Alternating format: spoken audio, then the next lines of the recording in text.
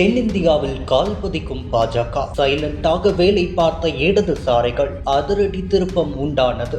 தமிழகம் உள்ளிட்ட 5 மாநில சட்டமன்ற தேர்தல் அறிவிப்பு வெளியாகி மாநிலத்தில் தேர்தல் பணிகள் விறுவிறுப்பை நோக்கி நகர்ந்துள்ளது. இந்த நிலையில்தான் இந்த முறை தென்னிந்தியாவில் பாஜக கால் பதிக்க இருப்பதாக கூறப்படுகிறது. தமிழகத்தில் ஏற்கனவே சட்டமன்ற உறுப்பினர்கள் உள்ள நிலையில் இந்த முறை கேரளாவில் 10க்கும் மேற்பட்ட தொகுதிகள் பாஜக கைப்பற்றும் என்றே கூறப்படுகிறது. கடந்த டிசம்பரில் நடைபெற்ற பாலக்காடு நகராட்சி தலைவர் தேர்தலில் பாலக்காடு நகராட்சியை 3வது முறையாக பாஜக கைப்பற்றியுள்ளது. கடந்த ஆண்டு டிசம்பரில் நடைபெற்ற கேரள உள்ளாட்சி தேர்தலில் பாலக்காட்டில் உள்ள 53 வார்டுகளில் பாஜக 25 வார்டுகளில் வெற்றி பெற்றது. காங்கிரஸ் கூட்டணி 18 வார்டுகளில் வெற்றி பெற்றது.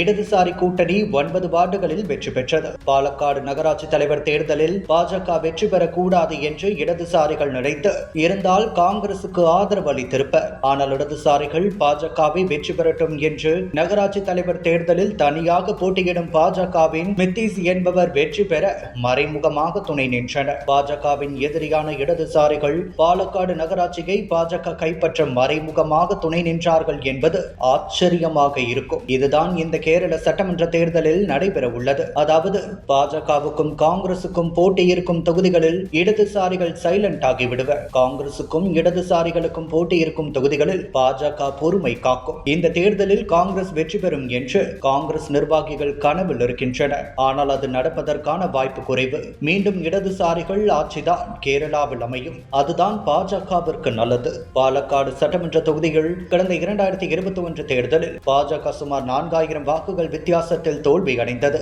2024 லோக்சபா தேர்தலில் பாலக்காடு லோக்சபா தொகுதிகள் பாலக்காடு சட்டமன்ற தொகுதியில் மட்டும்தான் பாஜக 2வது இடத்தை பிடித்தது. பாலக்காடு தொகுதியில் உள்ள நாயக்கர்கள் பெருமளவில் பாஜகவை நோக்கி நகர்ந்த நிலையில் ஈழவர்கள் மார்க்சிஸ்ட் கம்யூனிஸ்ட் ஆதரவு நிலையில் தான் இருக்கின்றனர். இந்த நிலையில் பாஜக கேரளாவின் டாப் ஈழவ லீடரான ஷோபா சுரேந்திரனை பாலக்காட்டில் நிறுத்தியிருப்பதால் பாலக்காட்டில் வெற்றி பெற வாய்ப்பே இல்லாத மார்க்சிஸ்ட் கம்யூனிஸ்ட் கட்சி அரசியல் எதிரியான காங்கிரசின் வெற்றிக்கு தடை போட பாஜகவுக்கு மறைமுகமாக துணை நிற்கும். பாஜக வளர வளர கேரளாவில் காங்கிரஸ் தேய ஆரம்பிக்கும். அது இடதுசாரிகளின் நீண்டகால ஆட்சிக்கு வழிவகுக்கும் என்பதால் இந்த சட்டமன்ற தேர்தலில் பாஜக ஆச்சரியம் அளிக்கும் வகைகள் 10க்கும் மேற்பட்ட தொகுதிகளில் வெற்றி பெறும் என்றே அரசியல் பார்வையாளர்கள் கருத்து முன்வைக்கின்றனர்.